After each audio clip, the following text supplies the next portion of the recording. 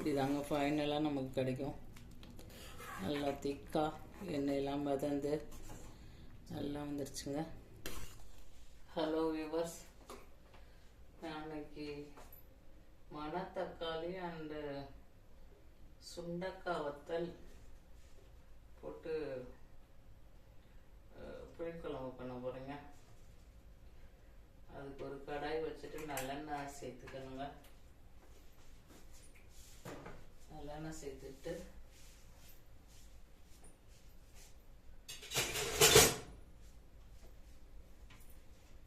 எண்ணெய் காஞ்சிடும். எண்ணெய் காஞ்சோன்னா கொஞ்சோன்னு மணத்தக்காளி வத்தலும் சுண்டக்காய் வத்தலும் வச்சுருக்கேன். இது ரெண்டையும் சேர்த்து நான் இப்போ குழம்பு பண்ண போகிறேங்க, தனித்தனியாக இல்லை. அதனால் ரெண்டையும் போட்டு லைட்டாக ஃப்ரை பண்ணி எடுத்துக்கலாம்.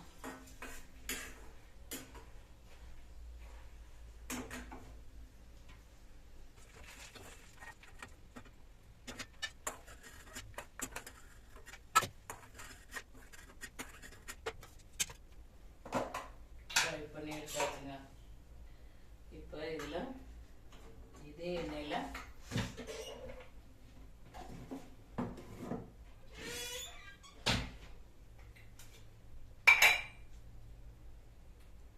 தாளிப்பு வடகத்தை சேர்த்துக்கலாங்க. இது உங்ககிட்ட இல்லைன்னா கடுகு வெந்தயம் நீங்கள் தாளிக்கிறதுக்கு நம்ம சேர்ப்போம்ல புளிக்குழம்புக்கு, அது போட்டுக்கலாங்க.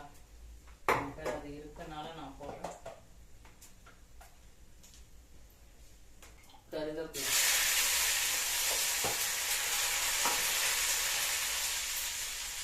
கருவேப்பிலையும் அதுலேயே இருக்குது, இருந்தாலும் நான் கொஞ்சம் போடுறேங்க. இது ஆனியனுங்க, வெங்காயம் சேர்த்துக்கலாம்.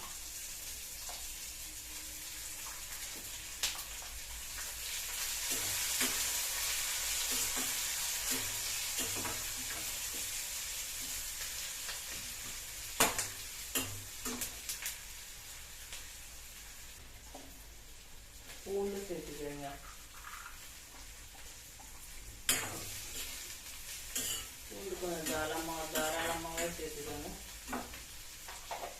அதே மாதிரி தான் வெங்காயம், தக்காளி,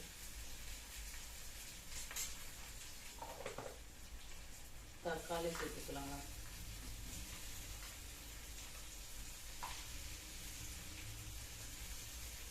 புளியும் சேர்க்கலாம், தக்காளி பார்த்து சேர்த்துக்கோங்க. உப்பு போட்டுக்கலாம் அது வதங்குறதுக்கு.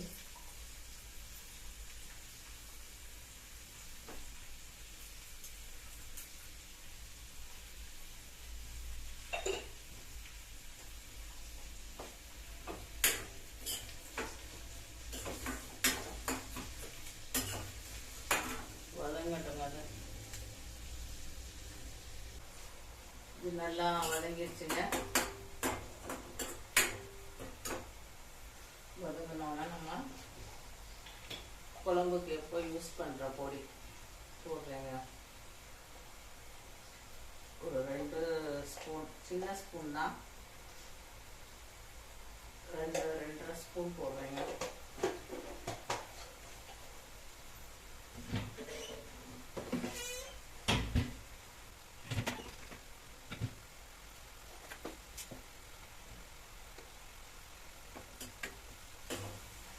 இதுக்கப்புறம் நான் இந்த பொடியை பற்றி ஒரு வீடியோ ஆல்ரெடி போட்டிருக்கேங்க. புளிக்குழம்பு, காரக்குழம்பு இதுகளுக்கெல்லாம் யூஸ் பண்ணுற மாதிரி யூஸ் பண்ணால் கொஞ்சம் குழம்பு திக்காக கிடைக்குன்றதுக்காக ஒரு பொடி, வெறும் மிளகாப்பொடி போடாமல் இந்த ஒரு பொடி சேர்த்துக்கிறேங்க. இதில் இந்த பொடியை பற்றி உங்களுக்கு டீட்டெயில் வேணால் நான் ஆல்ரெடி போட்டிருக்க வீடியோவில் என்னோடய சேனலை செக் பண்ணி பார்த்துக்கோங்க. ஒன்றும் இல்லை, அதில் 3 பருப்பு, துவரம்பருப்பு, கடலைப்பருப்பு, அப்புறம் மிளகு, ஜீரகம் அதெல்லாம் கொஞ்சம் கொஞ்சம் போட்டு வறுத்து அரைச்சி ஒரு 10 நாள் 15 நாளைக்கு தக்க சேர்த்து வச்சுக்கணுங்க. இது நல்ல ஒரு திக்கான கிரேவி இந்த மாதிரி ஆயிருங்க. புளி கரைச்சி வச்சிருக்கேங்க. புளி கரைச்ச தண்ணியை அதில் போட்டுக்கலாம்.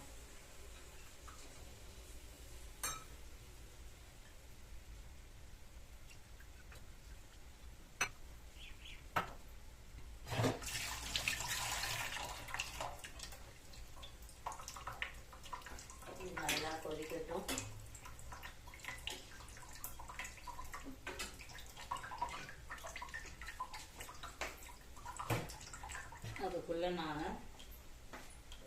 வெங்காயம் தக்காளி வதங்கினேன்னா அதை கொஞ்சோன்னு எடுத்து வச்சுருக்கேன். இதை அரைச்சி அதில் போட்டோம்னா கொஞ்சம் திக்கு கிரேவி கிடைக்கும் அப்படின்றதுக்காக நான் யூஸ்வலாக அதை பண்ணுவேங்க.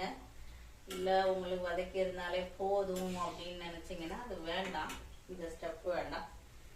எங்கள் வீட்டில் கொஞ்சம் திக்காக கிடைக்கணும், கொஞ்சம் கிரேவியாக கிடைக்கணுன்றதுக்காக நான் அந்த மாதிரி யூஸ் பண்ணுவேங்க. பார்த்தீங்களா, இதையும் நம்ம சேர்த்துடலாம். சேர்த்து அது நல்லா கொதிச்சு வரட்டும்.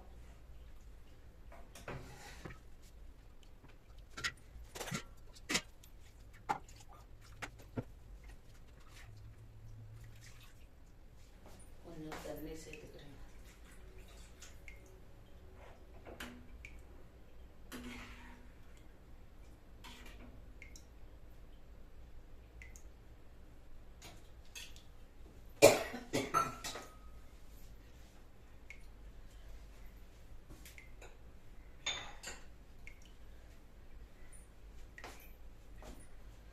இப்போதான் உப்பு சேர்க்கிறேன்.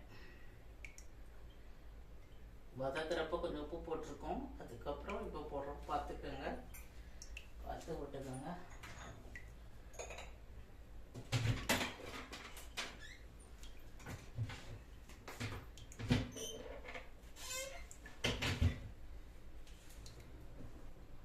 பெருங்காயம் போட்டுக்கிறேங்க.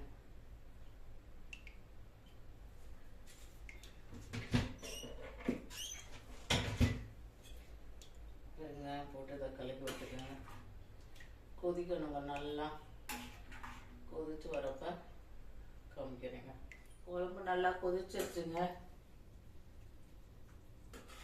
குழம்பு நல்லா கொதிச்சு எண்ணெயெல்லாம் மேலே வந்தோன்னா நம்ம வதக்கி வச்சிருந்த சுண்டக்காய் வத்தல், அந்த மிளகு தக்காளி வத்தலை ஃபைனலாக சேர்த்து